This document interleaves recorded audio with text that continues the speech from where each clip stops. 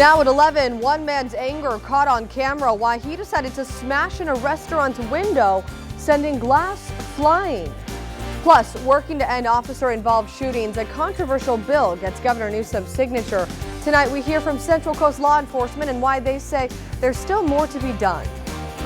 And the continued dispute between bus drivers and Santa Cruz Metro, how their ongoing negotiations are affecting customers. And there's a mild start to the week with temperatures in the 70s to 80s inland, but those will soon creep into the triple digits. I'll help you plan out your week coming up.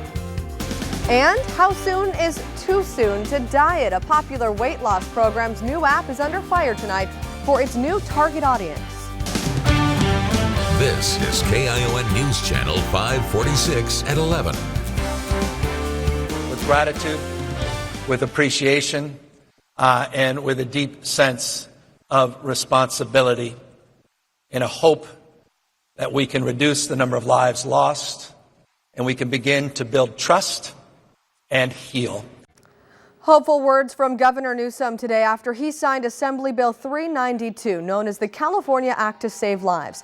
It was propelled by the shooting death of Stephon Clark last year. His family and others who lost relatives to police shootings were there for the signing. You could see pictures, holding up pictures of their loved ones. Together with Senate Bill 230, the legislative package would go further than other states in the country, any other state, when it comes to use of force for law enforcement. It's our top story here at 11. Thanks for joining us tonight. I'm Amanda Gomez. The governor insists these bills will help California modernize practices for the use of force. AB 392 stalled in the Senate in 2018, but was reintroduced back in February. Critics say public safety would be at risk, forcing officers, they say, to second guess themselves, but many law enforcement agencies support this new law. AB 392 would require every state law enforcement officer to receive training strictly designed to minimize use of force and require them to use all other options possible before resorting to force. It would also set requirements about de-escalation and other topics, as well as give detailed reporting standards. Today, one of the co-authors of this bill said its passage couldn't come soon enough. Far too many days have gone by with far too many deaths because of the inaction of those who have the power to enact change. Still, supporters say there is more work to be done. Currently, SB 230 needs to pass in the state legislature. If passed, the Senate bill would change policies to require more training for officers, especially in areas like de-escalation, mental health issues, and communicating with the public. KION's Alicia Machado joins us now with what local law enforcement agencies have to say about AB 392 becoming law. Alicia? Amanda, officers I spoke with feel the new law is a good start, but doesn't go far enough. They're hoping the legislature will take action to pass SB 230, authored by State Senator Ana Caballero, to provide officers with more resources.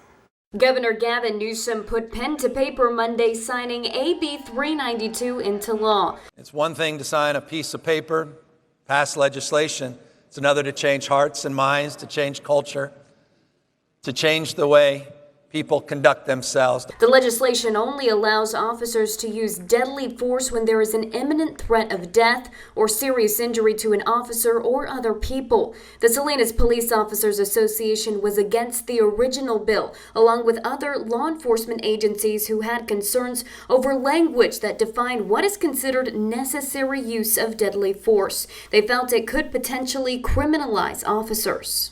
It began as a much more punitive bill against law enforcement, and over the past months, the legislature has worked to put together a bill that actually meets the requirements, meets the desires and goals of Californians. Monterey County Sheriff Steve Burnell said in a statement that the amendments, quote, maintain fidelity to the objectively reasonable officer's standard without jeopardizing public or officer safety. I just think at this time that we're about 50% there, but 392 doesn't fund any additional training for officers, and if we're trying to improve the outcome in our communities, that's very, very important, and just as important as having the language in the law.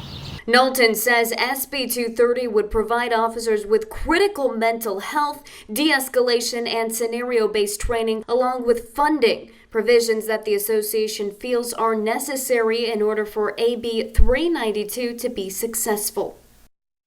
SB 230 is currently stuck in committee, but supporters say the bill, along with AB 392, will serve as an example for other states to follow. Amanda, back to you.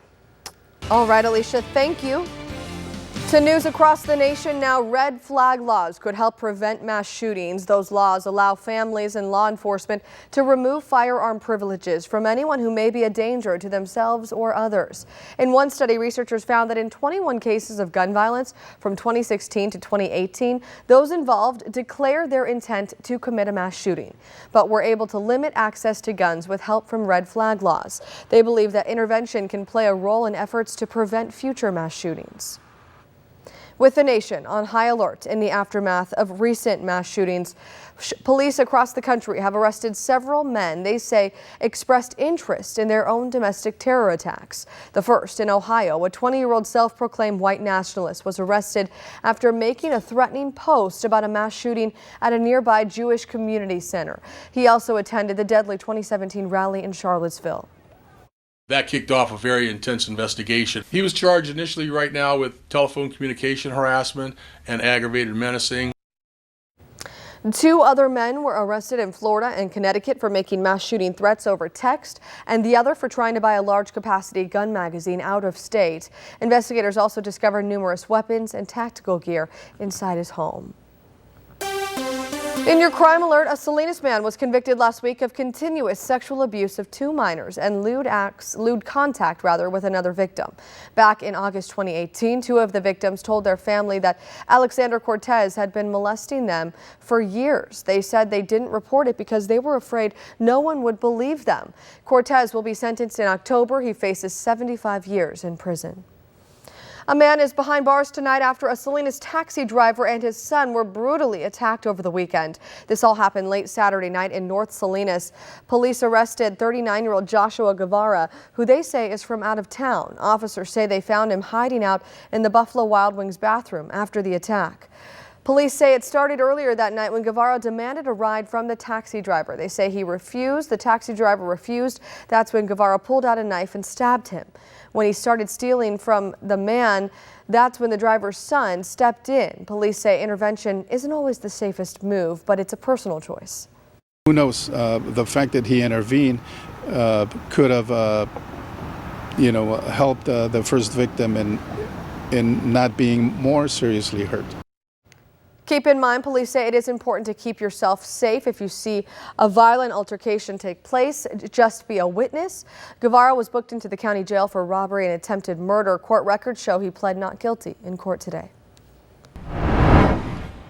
3 family members are in the hospital, including a newborn baby, tonight after a crash on Friday night on Highway 152. The parents and baby were driving on that roadway when a car swerved into their lane and hit them. Here's a look at the aftermath of that crash.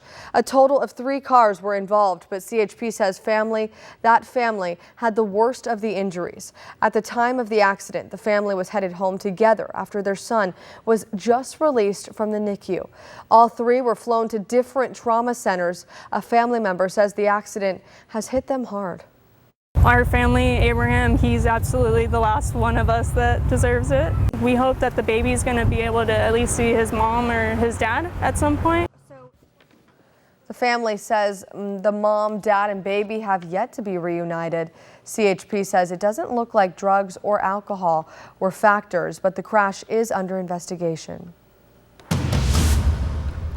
A vicious act against a journalist was caught on camera. We want to warn you, this video might be difficult to watch. The reporter was covering a demonstration against gender violence in Mexico City when he was approached by an unknown man who punched him in the face, knocking him out.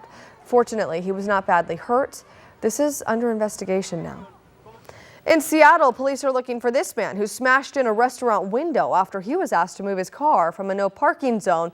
You can see the glass fly inside the restaurant as people try to run and catch him. He threw a no parking sign into that restaurant. Employees say having someone react like this is a first for them, but ultimately want the man to be caught and face consequences.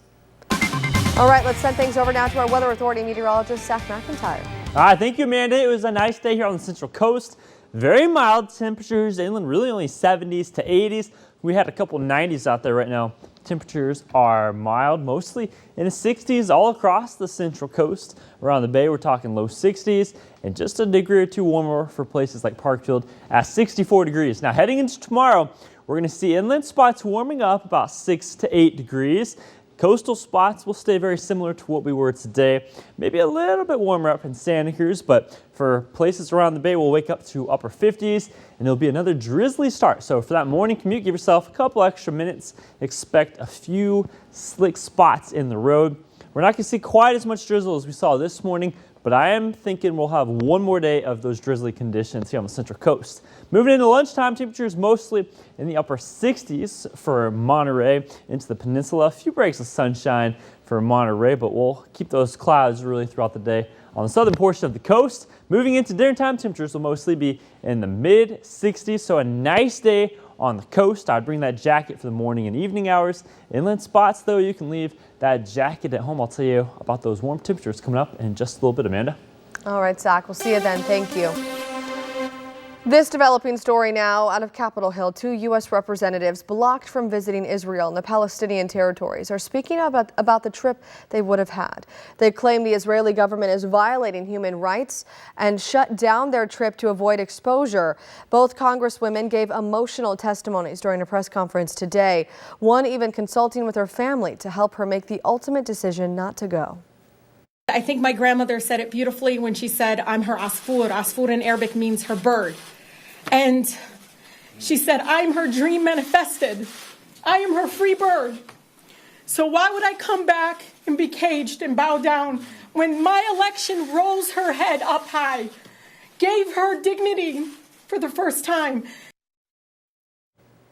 Could hear the emotion there. The 2 lawmakers have repeatedly criticized Israeli policies. Prime Minister Netanyahu says his decision to deny them entry has to do with respect. Now the congresswomen are calling on their colleagues to carry out their trip.